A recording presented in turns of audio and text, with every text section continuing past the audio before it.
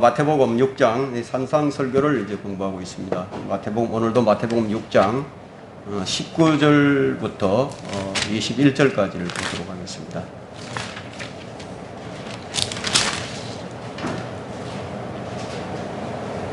마태복음 6장 19절로부터 21절까지입니다. 제가 받들어 읽겠습니다.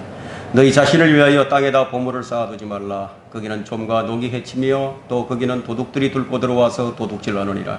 오히려 너희 자신을 위하여 하늘에다 보물을 쌓아두라. 거기는 좀이나 녹이 해치지도 않으며 또 거기는 도둑들이 뚫고 들어오지도 못하고 도둑질도 못하느니라. 너희 보물이 있는 곳에 너희 마음도 있느니라. 몸에 비천 눈이라. 이건 여기까지만 읽도록 하겠습니다. 사실 지난 시간에 이제 이어서 계속 연결되는 그런 말씀인데, 주님께서 이 기도와 금식에 관한 그 주의사항을 가르치신 후에 이제 하나님의 자녀들이 생활에 있어서 가장 큰 영향을 미치게 되는 이 재물에 대해서 이제 가르치시기를 시작하십니다. 그런데 그 재물이 땅에서 하늘로 이어지고 있는 것으로 보아서 영적인 것임을 우리가 이해할 수 있습니다.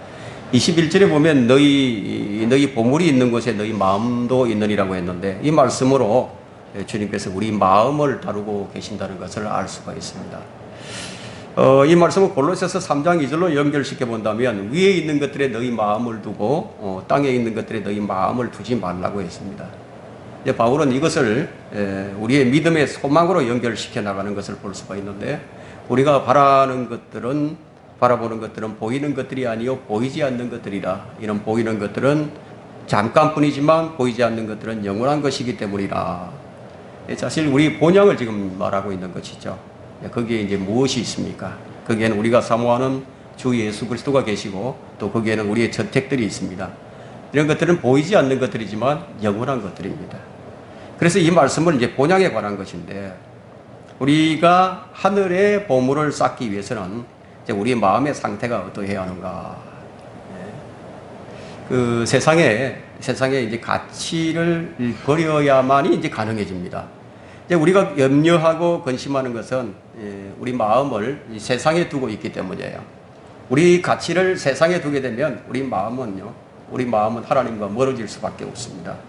그래서 24절에 보시게 되면 하나님과 재물을 지금 동시에 섬길 수 없다고 말씀하시죠. 그러면서 이제 31절까지 이제 이어지는 말씀이 이제 염려하지 말라는 것과, 또 하나님께 속해 있으면 하나님께서 보호해 주신다는 그런 말씀을 주시고 있습니다. 그러나 우리는 지금 이 산상설교를 공부하고 있다는 것을 잊지 말아야 합니다.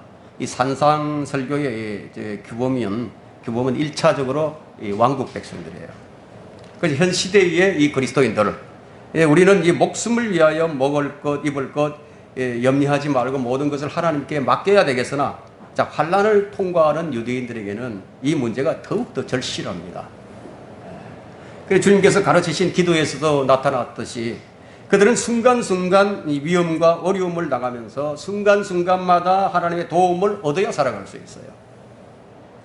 오늘날 성경을 가르치는 교사들이 진리의 말씀을 올바로 나누어서 공부하라는 디모데후서 2장 15절의 명령을 무시함으로써 많은 오류들을 양산해내고 있습니다. 어떤 교사는 이제 믿음으로 구원을 받은 후에 그 믿음을 끝까지 지키지 아니하면 구원을 잃어버린다고 가르쳐서, 이 시대에도 마치 구약 시대처럼 믿음과 이 행위로 구원받는 것을 가르치고 있습니다. 또 어떤 교사들은 이 칼빈의 5대 강령을 주장하면서 태초전에 하나님께서 구원받을 자와 구원받지 못할 자를 딱 구별했다는 예정론을 말하면서 하나님께서 주신 자유의지를 완전히 무시해버립니다. 그래서 이제 마태복음을 가르칠 때는 이제 행위구원을 말하게 되고, 사도행전을 가르칠 때는 은사주의가 되고, 로마서를 가르칠 때는 오직 믿음으로. 그래서 일관성이 없어요. 교회가 대환란을 통과하는지, 대환란 전에 휴거가 되는지, 여기서는 이렇게 말하고 저기서는 저렇게 말을 합니다. 이런 일관성 없는 가르침 때문에 사람들로 성경을 믿지 못하게 만들고 있습니다. 주님은 본문에서 보물과 마음의 이제 관계를 다루시는데, 보물이 있는 곳에 자기 마음이 가지 않는다면 그건 보물이 아니죠. 보물에 대한 애착이 크면 클수록 그에 비례해서 그 가치가 결정되는 거예요. 자, 19절을 볼까요? 너희 자신을 위하여 보물을 땅에다 너희 자신을 위하여 땅에다 보물을 쌓아두지 말라고 했죠. 거기는 좀과 녹이 해치며 또 거기는 도둑들이 뚫고 들어와서 도둑질하느니라. 이 말씀을 볼 때는 1차적으로 재물이에요.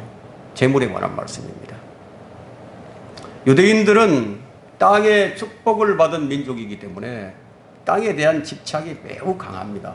그래서 하나님께서 히브리인들에게 약속의 땅 가나안 땅을 주시고 그곳을 가리켜서 젖과 꿀이 흐르는 땅이라고 말씀하셨는데 이로 인해 유대인들은요 재물에 대한 집착이 너무 강해요. 그리고 전 세계의 지금 경제를 쥐고 흔드는 자들이 누구예요? 거의 모두가 다 유대인들이에요. 로스차일드나 워렌 버핏 같은 사람들 모두 유대인들이죠. 그래서 유대인의 소망은 하나님 주신 땅을 차지하는 거예요. 재물과 연관이 있습니다. 그 소망은 지금도 변함이 없어요. 그들에게는 땅보다 더 중요한 것이 없어요. 그런데 주님은 지금 땅이 아닌 하늘로 그들의 관심을 돌리고 있다 이거예요. 저희 20절에 보시면 보물을 땅에다 쌓지 말고 하늘에다 쌓으라고 했죠. 자, 여기 이제 하늘이 나오는데 이 하늘이 영어 성경에는 이제 heaven이라는 단어를 사용했습니다. 그런데 32절에 사용한 하늘에 계신 너희 아버지 할 때 여기서는요 하늘이 heaven이에요. 영어 단어가 다릅니다. 이 사람들은 성경에서 하늘이 나오면 다 똑같은 하늘인 줄 알고 있는데 그렇지가 않죠. 20절의 하늘과 32절의 하늘을 같은 하늘이 아니에요. 그래서 32절에 아버지가 계신 하늘은 헤븐리로 분명히 구분해서 사용을 했습니다. 단어가 다른 거예요. 그러면 사탄이 있는 둘째 하늘은 무엇을 사용했느냐 이거예요. 그러니까 누가복음 10장 18절에 나타나게 되는데 거기서도 사탄이 하늘에서 번개처럼 떨어지는 것을 예수님께서 보셨다고 했죠. 여기서도 하늘을 헤븐으로 사용했어요. 사람이 살고 있는 첫째 하늘과 또 우주라고 불리는 이 둘째 하늘이 같은 하늘, 헤븐을 사용했다. 하지만 하나님이 계시는 셋째 하늘은 헤븐리로 사용했어요. 그러면 주님께서 하늘에다 너희 보물을 쌓아두라는 이 하늘이 어디냐 이거예요. 헤븐인데, 킹덤 오브 헤븐이다 이거예요. 천국이다 이거예요. 여기 경쟁이 필요 없는 것이죠. 천국은. 천년왕국은 에덴 동산의 회복이에요. 예, 먹고 살 걱정을 할 필요가 없다. 거기는 좀이나 도둑이 들지 않는다. 그래서 주님은 왕국의 헌법인 산상설교를 통해서 말씀하시면서 그들이 알고 있는 이상의 것들을 지금 말씀해 주시는 거예요. 그러니까 이제 우리 연수를 한번 생각해 봅시다. 사람의 연수는 70이요, 관건은 80이에요. 우리가 기껏 이 땅에서 살아봐야 이렇게 기간이 짧은 거예요. 그래서 우리는 영원한 하늘에 이제 쌓아야 하는 거죠. 이 그리스도의 신부인 교회가 영원히 살게 될 곳은 하늘에서 내려오는 거룩한 도성이란 말이에요. 즉, 새 예루살렘 성이죠. 이 부분에 관해서는 이제 계시록 20장에서 22장까지 여러분들 읽고 참조해 보시길 바랍니다. 자, 오늘 이 본문이 주는 메시지는 이 성경적 경제관입니다. 그리고 성경적 물질관이에요. 그것에 대한 도전입니다. 우리가 이 땅에서 무엇을 위해서 살아야 하는가라는 성경적 노동관을 정립시켜 줍니다. 사람은 태어나서 누군가에게 빚을 지고 빚을 갚으면서 살다가 죽는 거예요. 그런데 우리에게 주님은 우리가 무엇에다 투자를 해야 하는지를 지금 설명해 주고 계십니다. 그래서 오늘 이 주제가 뭐냐면요. 그리스도인의 투자 방식이에요. 그리스도인이 어디에 투자해야 되느냐 이거죠.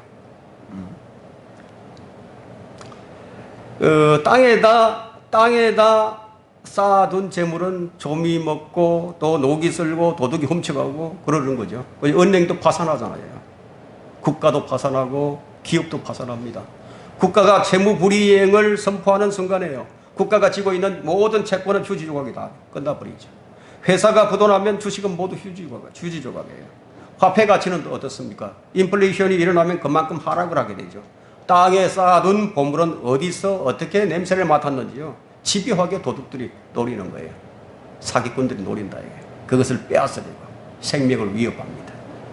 평생을 모아둔 재산을 남에게 가로채기도 하고 그것이 불행의 원인이 되기도 합니다. 그래서 시편 39편 6절에는요. 진실로 사람마다 헛된 그림자같이 걸어다니며 진실로 그들이 헛되이 분주하니 재물을 쌓아나 누가 그것을 가지게 될지 알지 못하나이다. 이런 현상은 예나 지금이나 이 땅에서 흔히 볼 수 있는 그런 모습입니다. 주님은 너희를 위해 이 땅에다 보물을 쌓아두지 말라고 하셨는데, 자, 이 말씀만 떼어놓고 본다면은 재물에 관한 말씀인 것 같아요. 그래서 재물을 생각하는 사람들이 대부분입니다. 이 성경을 읽으면서. 그렇다면 너무 가난해서 재물이 전혀 없는 사람은 어떻게 되죠? 하늘에다 보물을 쌓아둘 수가 없다. 만약에 재물을 쌓는다면 그런 결론이 나오게 되죠. 나자로와 부자의 사건이 바로 이것에 대한 의미를 우리에게 보여주셨는데, 부자는 자기가 가진 재산을 자신만을 위해서 쓰고 쌓아두었습니다. 그 결과 그는 지옥으로 갔습니다. 중요한 것은 주님이 주신 것을 어떻게 사용하는 거예요. 주님은 보물과 마음을 동급으로 취급하셨는데, 자기가 가진 것이 주님의 것인 줄을 안다면 주를 위해서 사용하겠죠. 그러면 그는 주의 뜻대로 사용할 것입니다. 자신이 가진 모든 것들이 다 주님의 것인 줄을 안다면 그 마음에는 주의 뜻이 가득 채워지겠죠. 주님은 누가복음 12장 20절에서 너 어리석은 자야, 오늘 밤 네 혼을 내게서 앗아가라니 그러면 네가 장만한 것들이 누구의 것이 되겠느냐. 여기서도 재물을 지금 얘기하고 있죠. 재물이에요. 근데 그 다음 절을 우리가 본다면은 누가복음 한번 펼쳐볼까요? 12장 21절. 누가복음 12장 21절. 그러므로 자신을 위해서는 보물을 쌓아두고 하나님 앞에 부유하지 못한 자는 다 이러하니라고 하시더라. 분명히 지금 보물이 재물입니다. 재물을 말하고 있죠. 자, 이제 마태복음 6장 21절에서 너희 보물이 있는 곳에 너희 마음이 있느냐, 이 말씀에 연계시켜서 본다면은 부자의 마음에 있는 재물이 바로 그의 보물이었다 이거예요. 그것이 그의 신이었어요. 먹고 살 걱정을 할 필요가 없는, 평생을 놀고 먹어도 넘치는 부자예요. 근데 주님의 평가는 너 어리석은 자예요. 이 세상의 평가는 너무 다르죠. 세상에서는 부자를 가리켜서 너 어리석은 자요 이렇게 말하지 않아요. 우리는 이 말씀의 의미를 잘 살펴봐야 합니다. 그가 돈을 많이 가진 부자라서 그렇게 말씀하신 것이 아니에요. 문제는 자기를 위해서 쌓아두었기 때문입니다. 청지기는 이 재물을 관리하는 관리자인데, 자신을 위해서 쌓아두는 것이 아니라 하나님의 뜻대로 잘 관리해서 어떻게 사용할 것인가, 관리자일 뿐이죠. 그러면 하늘에다 보물을 쌓는 방식이 무엇인가 하는 겁니다. 하늘에다 보물을 쌓는 방식, 누가복음을 한번 또 가볼까요? 누가복음 18장 한번 가보겠습니다. 18장 22절 한번 보세요. 예수께서 이 말을 들으시고 그에게 말씀하시기를 아직 너에게 한 가지 부족한 것이 있느니라. 네가 가진 모든 것을 팔아 가난한 사람들에게 나누어줘라. 그리하면 하늘에 있는 보물을 가지게 되리니 그런 후에 와서 나를 따르라고 하시니라.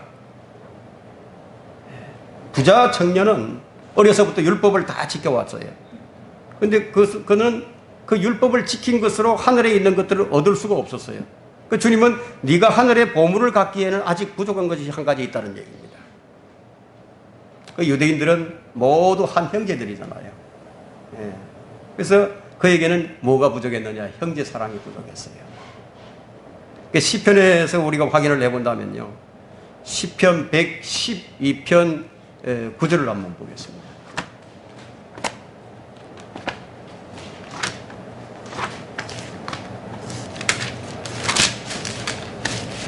시편 112편 9절에 그가 재물을 흩어서 가난한 사람들에게 주었으니 그가 그의 의가 영원히 지속되며 그의 뿔은 명예로 높여지리라.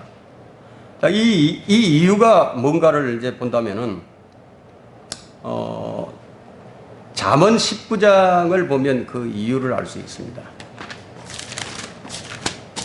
잠언 19장 17절을 한번 보세요. 가난한 자를 불쌍히 여기는 자는 주께 빌려드리는 것이니 그가 베푼 것을 주께서 그에게 다시 갚아주시리라. 자, 이것이 하늘에다 보물을 쌓는 방법입니다. 하늘이나 땅에서의 보상 방법이에요. 이것이 심은 대로 거둔다는 법칙이에요. 재물은 헛들지라도 늘어나나 지나치게 아끼면 궁핍하게 되느니라. 관대한 자는 풍족하게 되리니 물을 주는 자는 자기 자신도 물을 받게 되리라. 잠언 11장 24절과 25절이에요. 믿는 자가 형제를 돕는 일은 하늘의 보화를 쌓는 일이에요. 그러나 믿지 않는 자가 아무리 구제를 많이 하여도 그는 하늘에다 쌓을 수가 없어요. 왜냐하면 그는 지옥으로 가기 때문에. 누가복음 12장 33절에는 너희가 가진 것을 팔아서 구제하고 너희 자신을 위하여 헤어지지 않는 돈 주머니를 만들라. 고갈되지 아니하는 하늘들의 보물이니 거기에는 도둑이 접근하지 못하고 좀도 손상시키지 못하느니라. 그게 말하자면 이 땅에는 영원한 것들이 없다는 거예요. 그러나 하늘에는 낡아지는 것이 없습니다. 하늘에는 무엇이든지 영원합니다. 자, 그리스도인은 이 땅을 살면서 심는 것이 딱 두 종류가 있는데 하나는 자기 육신에 심는 것이고 하나는 성령에 심는 거예요. 그래서 속지 말라. 하나님께 속지 말라고 말씀하시죠. 하나님 우롱당하지 아니하신다고. 이는 사람이 무엇을 심든지 그대로 거둘 것이기로 자신의 육신에 심는 자는 육신으로부터 썩을 것을 거두고 성령에 심는 자는 성령으로부터 영생을 거두리라고 했습니다. 그리스도의 심판석에서는 바로 이것을 심판을 받게 됩니다. 하늘에 쌓아둔 보화는요 그대로 남게 되지만 땅에 쌓아둔 보화는 땅이 불타는 순간에 모두가 다 사라져 버립니다. 그래서 오늘 본문 20절에 보면요 오히려 너희 자신을 위하여 그렇습니다. 6장 20절 오히려 너희 자신을 위하여 하늘에다 보물을 쌓아두라. 거기에는 좀이나 녹이 해치지도 않으며 또 거기는 도둑들이 뚫고 들어오지도 못하고 도둑질도 못하느니라.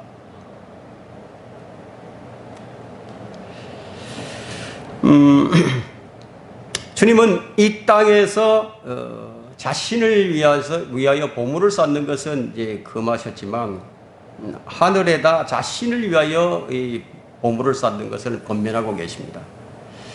자, 이제 가진 보물이 무엇인가 그것을 살펴보는 것이 좋겠죠.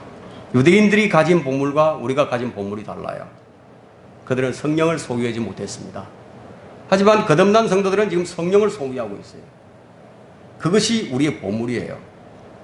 사도 바울은 자신이 가진 보물에 대해서 말하기를 고린도후서 4장 7절에 그러나 우리가 이 보물을 질그릇에 가졌으니 이는 그 능력의 탁월하심이 하나님께 있는 것이지 우리에게 있는 것이 아님이라. 주님은 주 예수 그리스도를 믿는 성도들 안에 이 보물을 주셨습니다. 자, 우리는 유대인들과는 다르게 하늘의 보물을 가지고 이 땅을 살아가는 자들이에요. 위상이 다른 것이죠.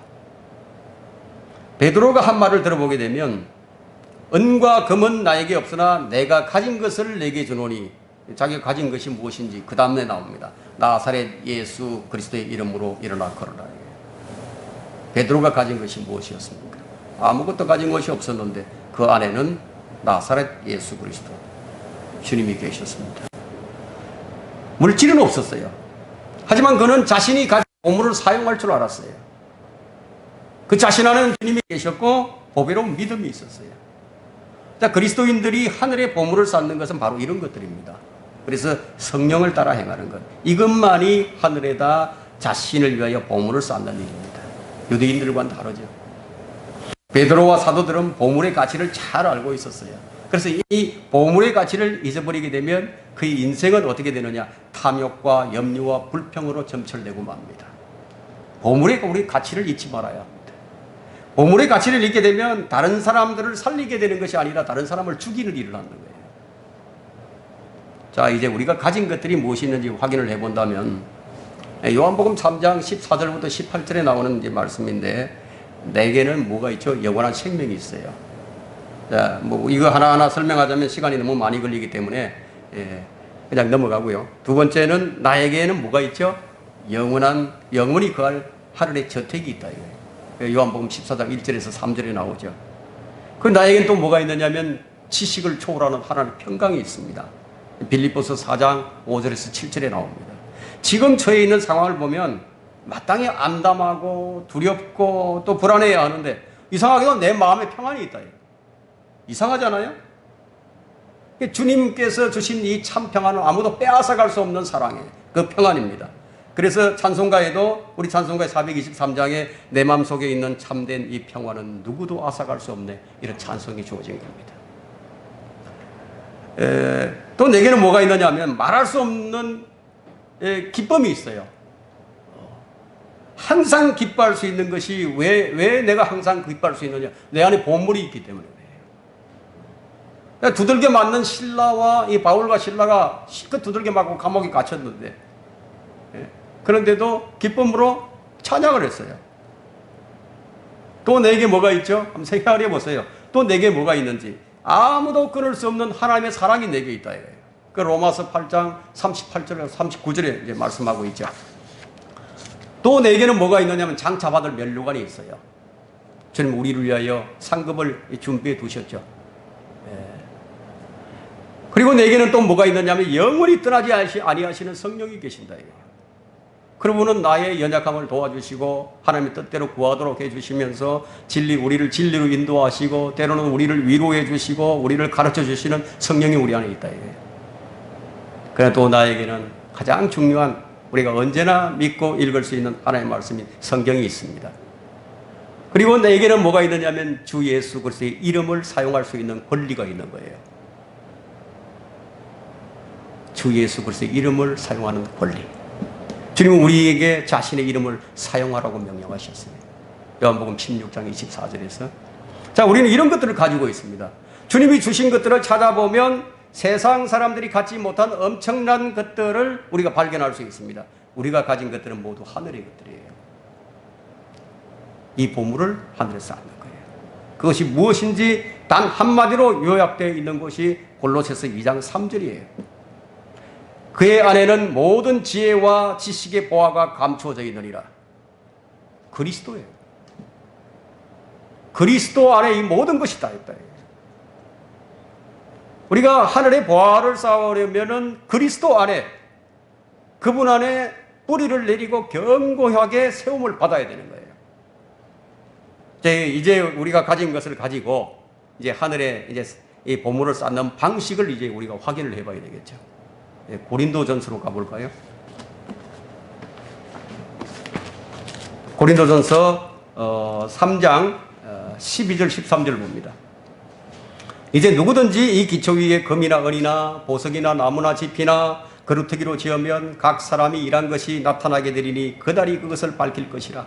이는 그것이 불로서 드러나고 또 그 불은 각 사람이 일한 것이 어떤 종류인지를 시험할 것이기 때문이라. 이게 이제 나오는 금이 있다. 우리가 가진 금. 금은 하나님의 신성을 상징하죠. 그래서 성전의 기명들이 모두가 다 금으로 만들어졌어요. 금으로 입혀서 만들었어요.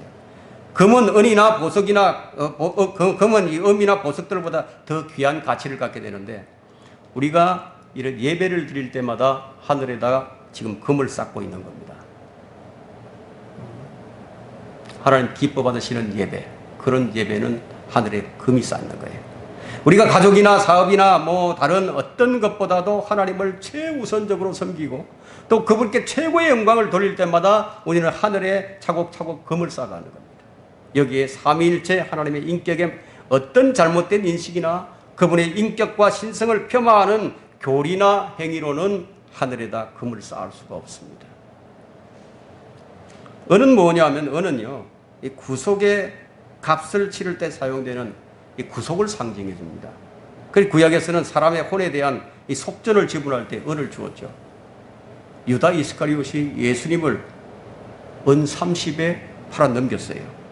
자, 이처럼 구약에서 은은요, 사람의 속전을, 몸값을 지불하는 데 사용되는데, 출애굽기 30장 13절부터 15절에 나오고 민수기 3장 47절에서 49절에 나옵니다.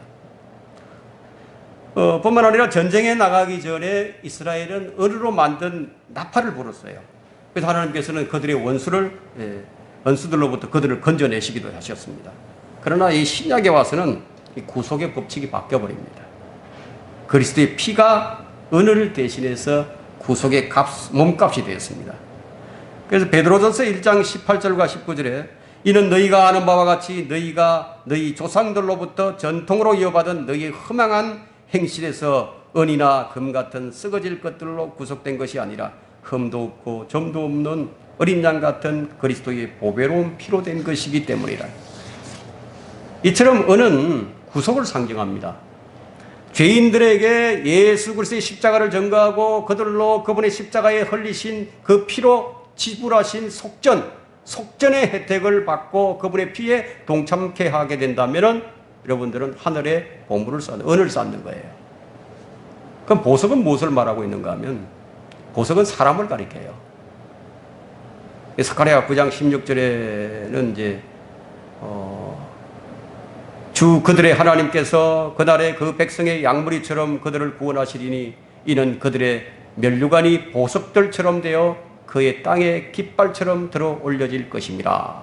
이게 말라기 3장에서도 만군의 주가 말하노니 내가 나의 보석을 만드는 그날에, 보석을 만드는, 이스라엘은 보석이죠. 네. 그들이 나의 것이 되리라. 내가 그들을 아껴두리니 사람이 자기를 섬기는 자기 아들을 아낌같이 하리라. 그리고 마태복음에서는 그리스도의 몸이 무엇으로 불리고 있죠? 진주로 불리고 있습니다. 교회는 진주예요. 네, 마태복음 13장 46절에 그가 매우 값진 진주 하나를 찾아 가서 자기 모든 소유를 팔아 그것을 샀느니라. 진주가 보석이에요. 그렇다면 구원받지 못한 혼들을 그리스도께로 인도해서 그 혼을 이겨오는 자는 그때그때마다 보석을 하늘에 쌓게 되는 겁니다. 우리가 혼을 이겨와서 그리스도께 인도했다면 그 다음에는 어떻게 되느냐? 그가 토해낸 것으로 되돌아가서 진창 속에 뒹굴지 않도록 보살펴야 한다. 응? 뭐 죄인을 부정하고 나서 아무 교회나 다녀도 괜찮다고 내팽개쳐버린다면 기껏 하늘에 쌓아둔 보석을 잃게 되는 것이죠. 그뿐만 아니라 토해낸 것에 다시 되돌아가 진창 속에 뒹구는 그 사람도 하늘에서 받게 될 상을 놓치게 되죠. 그래서 우리는 상을 잃지 않도록 잘 관리를 할 줄 알아야 합니다. 누구든지 이 기초 위에 금이나 은이나 보석이나 나무나 집이나 그루터기로 지으면 지금까지 우리가 살펴본 바와 같이 하나님을 마음의 보물로 소유한 사람이 하나님을 삶의 중심에 모시고 매사에 하나님을 최우선적으로 생각하면서 그분께 경배하고 기도하고 또 그분과 긴밀한 교제를 나누는 그리스도인들, 그리고 죄인들을 그리스도께로 인도할 뿐만 아니라 그들을 양육하고 보살피는 일을 게을리하지 않는 성도들은 예수 그리스도의 기초 위에다 금이나 은이나 보석으로 짓는 사람들이에요. 그리스도의 심판석에서 귀한 상을 받게 될 것입니다. 그러면 그리스도인이 땅에다 쌓는 일이 뭐냐? 그리스도인이 땅에다 쌓는 것. 누구든지 육신적인 일은요, 땅에다 쌓는 일인 줄은 다 알아요. 내가 육신적인 일을 하면 그건 땅에다 쌓는 것이구나. 다 알죠. 자, 우선 그리스도의 피에 대해서 한번 생각을 해본다면, 그리스도의 피는 속전의 피라고 했는데, 그 속전의 피뿐만 아니라 그리스도의 피는 우리의 죽은 행실에서 우리의 양심을 정결케 해서 하나님을 섬기게 하는 그런 능력이 있는 거예요. 이것이 그리스도의 피입니다.